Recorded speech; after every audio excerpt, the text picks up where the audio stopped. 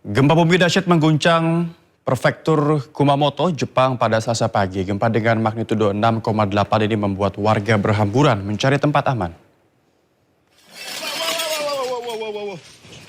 Seorang penghuni apartemen panik saat gempa magnitudo 6,8 menghantam prefektur Kumamoto, Jepang. Asap mengepul di dekat Kastil Kumamoto setelah gempa terjadi. Beberapa orang telah dipastikan meninggal dunia menyusul runtuhnya sebuah pusat perbelanjaan di prefektur Kumamoto. Jumlah korban tewas diperkirakan akan meningkat secara signifikan.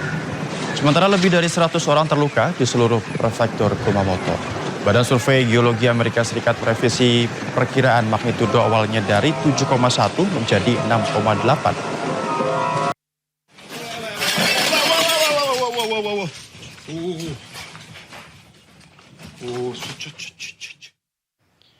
Gempa bumi berkekuatan magnitudo 7,1 mengguncang prefektur Kumamoto, Jepang pada hari Selasa waktu setempat. Guncangan gempa memicu ledakan besar di pusat perbelanjaan, merobohkan sejumlah bangunan, serta menyebabkan sedikitnya 2 orang tewas dan puluhan lainnya luka-luka.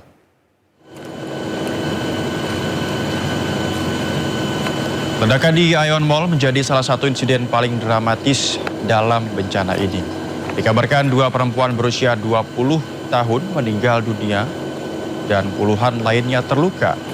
Dalam rekaman ini memperlihatkan sebagian sisi bangunan yang menampung sekitar 200 toko hancur dengan rangka baja terbuka dan puing-puing berserakan di area parkir. Sementara itu penyebab ledakan masih diselidiki dengan dugaan awal mengarah pada kebocoran gas. Gempa juga memutuskan aliran listrik ke puluhan ribu rumah, menghentikan transportasi dan ratusan ribu warga mengungsi.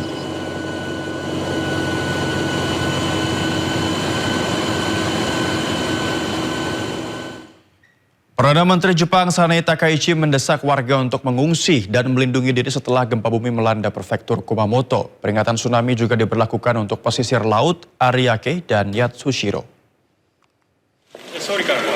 本日16時27分ごろ、熊本県熊本地方を震源とする地震が発生し、熊本県宇城市、氷川町で最大震度7を、観測したほか、九州の広い範囲にわたって強い揺れを観測しております。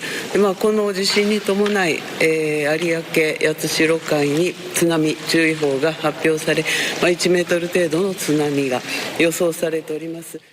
Kita ke informasi lain, pemirsa. Serangan drone hantam fasilitas minyak Abqaiq Saudi Aramco. Houthi menyatakan bertanggung jawab atas serangan ini. Tidak hanya kilang minyak, Houthi juga menyerang terminal Yanbu Selatan milik Arab Saudi.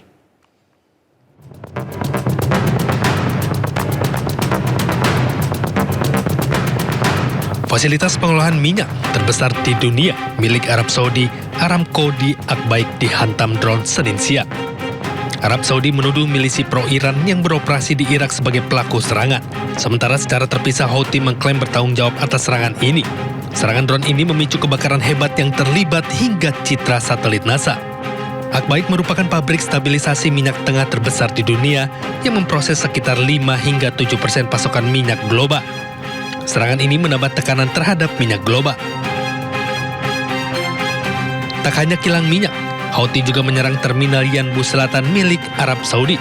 Serangan ini menyebabkan tempat penyimpanan bahan bakar terbakar hebat.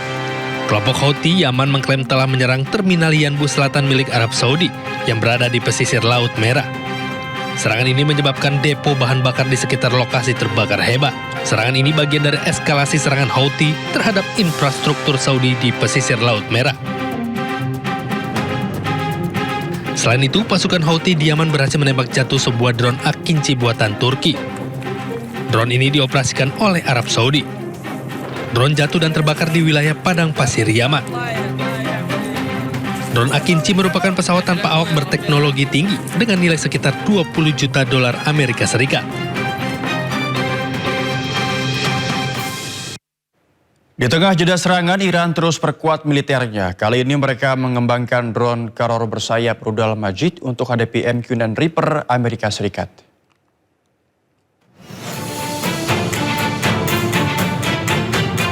Iran terus mengembangkan armada militernya. Drone bermesin jet bernama Karar kini dilengkapi dengan rudal pencari panas Majid. Rudal Majid atau AD-08 berfungsi untuk misi pencekatan udara serta rudal jarak dekat hingga 8 km. Kombinasi ini diklaim mampu mengancam drone canggih Amerika Serikat seperti MQ-9 Reaper. Drone Karar akan digunakan oleh unit pertahanan udara Iran, terutama di wilayah perbatasan dan kawasan strategis. Untuk mencegah drone ini, musuh harus menggunakan jet tempur berawak yang jauh lebih mahal. Amerika Serikat dan Iran saling menahan serangan. Kedua negara ini atur strategi dan bersiap negosiasi untuk akhiri perang.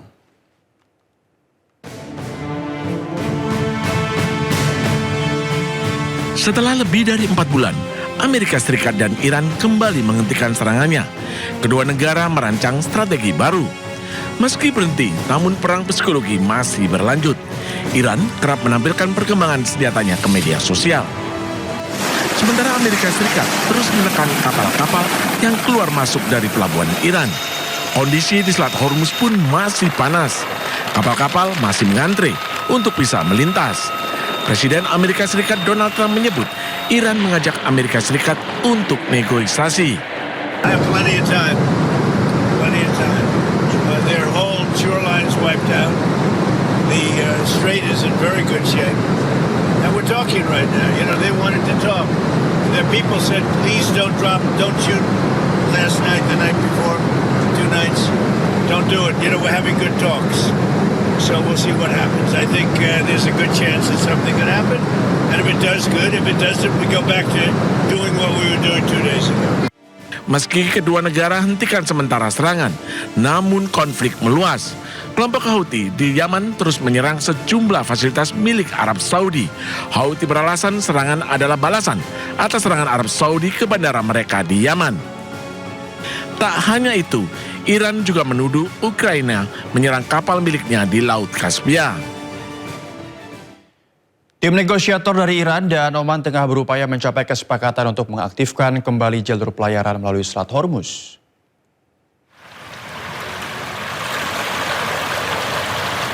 Kapal-kapal dan tanker minyak terpantau berlabuh di perairan Teluk Oman. Hal ini terjadi setelah pembatasan yang diambil Teheran terhadap lalu lintas di Selat Hormuz. Di sisi lain, Komando Pusat Amerika Serikat atau CENTCOM melanjutkan blokade lalu lintas masuk dan keluar dari pelabuhan dan pesisir Iran. Sementara itu di Teheran, kedua pejabat dari Iran dan Oman bertemu untuk melanjutkan pembahasan untuk mengaktifkan kembali jalur pelayaran melalui Selat Hormuz. Kesepakatan ini nantinya akan memungkinkan Iran dan Amerika Serikat melanjutkan perundingan guna mengakhiri perang.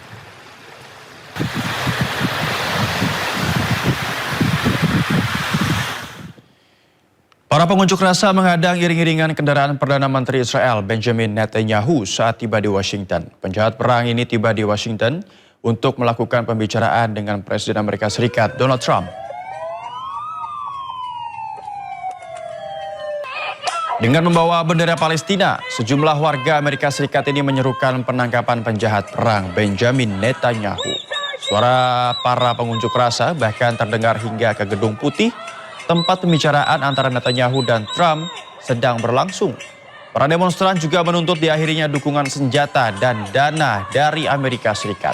Jejak pendapat sementara menunjukkan 49% warga Amerika Serikat mendukung penangkapan Perdana Menteri Israel ini.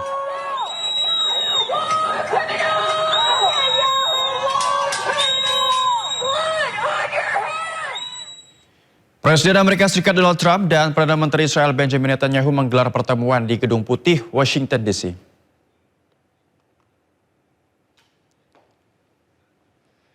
Kunjungan ini merupakan pertemuan ke-8 Netanyahu dengan Trump sejak Presiden Amerika Serikat itu kembali menjabat pada tahun 2025. Pertemuan ini membahas Iran dan isu-isu keamanan lainnya. Netanyahu juga menghadiri pemakaman Senator Amerika Serikat Lindsey Graham. Lindsey Graham dikenal sebagai salah satu pendukung Israel yang paling setia di Kongres Amerika Serikat.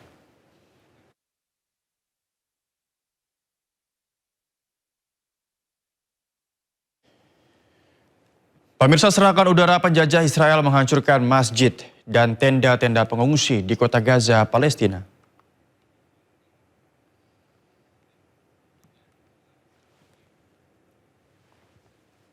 Serangan brutal militer Zionis Israel meluluh lantakan Masjid Al-Mutakin di Yarmouk, kota Gaza. Selain masjid, serangan keji, teroris Israel ini juga menghancurkan tenda-tenda pengungsian. Belum diketahui jumlah korban jiwa dan luka akibat aksi genosida Israel ini. Negara apartheid ini diketahui melanggar perjanjian damai dengan Hamas dan menyerang warga Gaza setiap hari. Menteri Keamanan Israel Itamar Ben-Gvir mengklaim para tahanan Palestina ketakutan atas usulannya memasukkan buaya di parit-parit penjara Israel. Called me the Minister of Pitot, and now the Shabak admits that what I did has reduced the terror attacks. I opened fast alert teams. I did a lot. Were you wrong with the crocodiles? Not only was I not wrong, the crocodiles are wetting themselves at night because they're afraid of the crocodiles. They're afraid they will bring crocodiles. How do you know that? What do you mean? Of course I know. Everybody's afraid of crocodiles. You can also put a tiger there and a lion. Absolutely, that's what I want. That is my dream, and that's what I managed to do in my terms of office, that the terrorists will be afraid.